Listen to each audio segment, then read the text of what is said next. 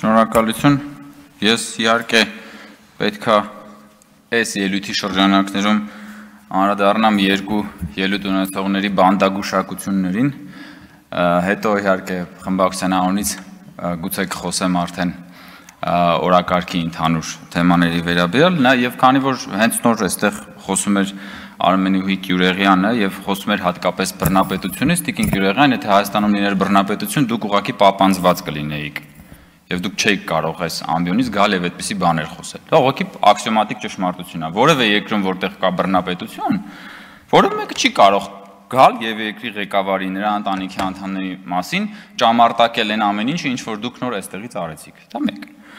Երկրորդը, որ բան եք անում, ծաղրում եք էլի խաչակրած արշավանք եք իրականացնում, կրթվել է նորաձև է շարժման նկատմամբ, ես ուզում եմ ասել, որ ոչ կրթվելը, ոչ նորաձևությունը ձեզ չի սպառնում, դուք հանգիստ եղեք, դուք ժիգուլի եք եւ մնալու եք ժիգուլի, ի սկզբանե կատարյալ ձեր բնորոշումը ես տվել եմ։ Ես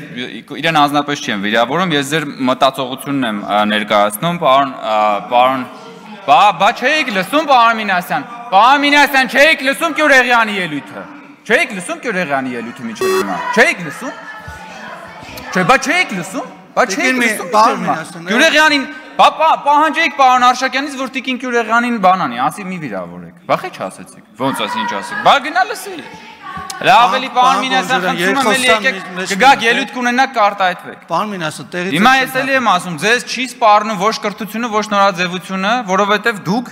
ի սկզբանե կատարյալ ժիգուլի եք, դրա նկարագրությունը տվել եմ։ Տգիտության մասին եք խոսում, դուք տգիտության լաբորատոր նմուշ եք, տեղով, Դանինգ-Կրյուգերի էֆեկտն եք, էդ էլ եմ տվել։ Դուք մարդ եք, ով որ այսօր բանի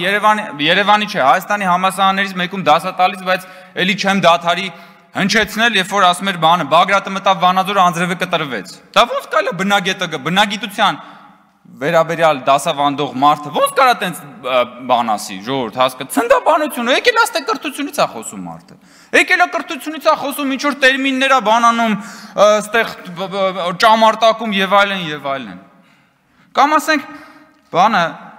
ինչքան կարելի է հատկապես ձեր խմբակցության որոշ անդամների կողմից գալ եւ այդպես թիրախավորել վարչապետի կնոջը։ Հատկապես այդքան իջնելով, այդքան էժանանալով։ Ես ուրիշ բացատրություն չեմ կարող գտնել, բացի նրանից, որ դուք ուղղակի դժբախտ մարդ եք։ Միայն դժբախտ մարդը սեփական կյանքում դժբախտ մարդը կարող է այնքան իջնել, որ գա այստեղ եւ վարչապետի տիկնոջ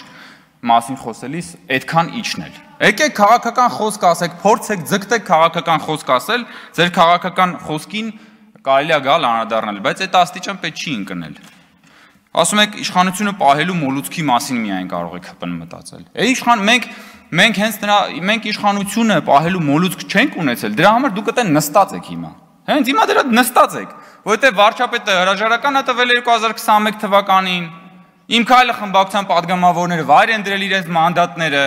որպեսզի լինի խորհրդարանական ընտրություններ, որ դուք էլ մանդատները վերցրեք, գաք ստեղ բան անեք, հանգրվանեք այդ աթոռների վրա։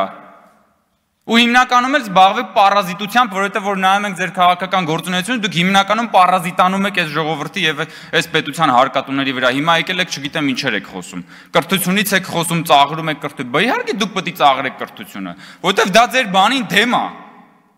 Ձեր կոդին դեմ է, ձեր ասում եք մեր քաղաքակրթական կոդը, բայց ձեր քաղաքակրթական կոդին դեմ է, ո՞նց պիտի դուք դրա մասին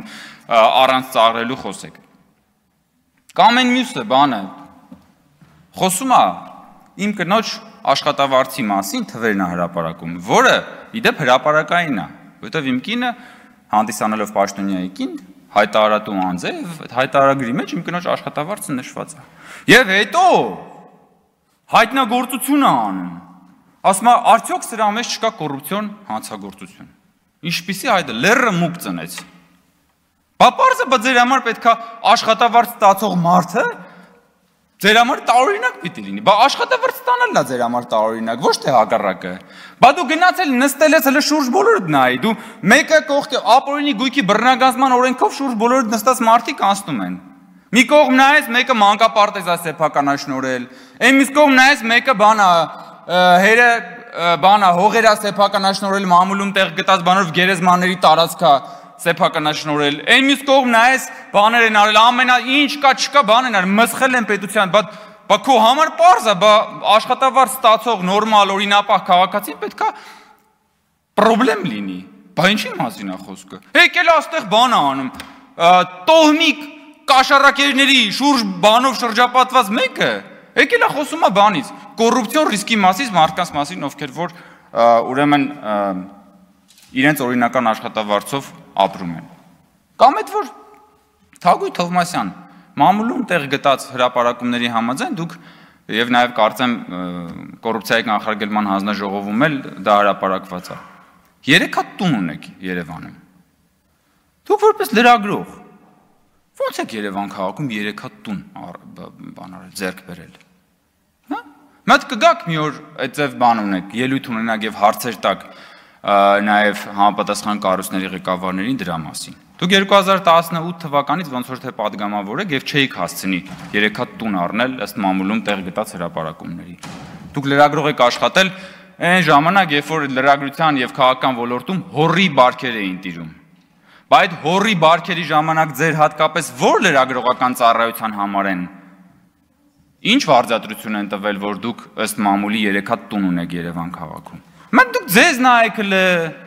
ձեր ապրած կյանքը նայեք, ձեր անցած ճանապարհը։ Ես իմ գործընկերոջ հետ ազգային ժողովի սրճարանում նստած ենք, ընդմիջման ժամ էր կամ աշխատանքային օրվա ընթացքում էր մի խոսքով եւ գրել է Հայկ Կոնջորյանը թզբեհ է քաշում սրճարանում նստած, համրիչ հայերենով։ Եվ տեսեք ինչ որ բան, սկանդալային լուր է դա դարձել Հայաստանի մեդիա դաշտում։ Ինչ։ Համրիչը ինձ մեկ-մեկ օգնում է, որպեսզի ես կենտրոնանամ, հա, քաշում եմ համրիչը, որ հետո գամ եւ քաշեմ քո շեֆերի սանձերը։ Եվ անընդհատ քաշելու եմ շեֆերի սանձերը։ Ու ամեն անգամ այդ սանձերը քաշելուց հետո գալու եք եւ այդտեղ ճամարտակեք տարատեսակ բաների համար, որովհետեւ հասկանալի է, որ ձեր շեֆերը ամեն ելույթից իմ եւ իմ գործընկերների այսահարվում են։ Կսիրերես բառը պարոն Մինասյանը։ Դիվահարվել է, այսահարվել է, տարբեր հոմանիշներ կարելի է օգտագործել։ Այնպես որ Տիկին Կյուրեղանին, Տիկին Թովմասյանին եւ բոլոր նրանց, ովքեր որ գալու են այս ամբիոնից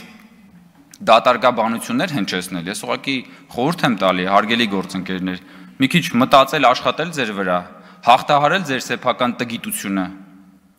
եւ դադարել լինել ի սկզբանե կատարյալ Ժիգուլի։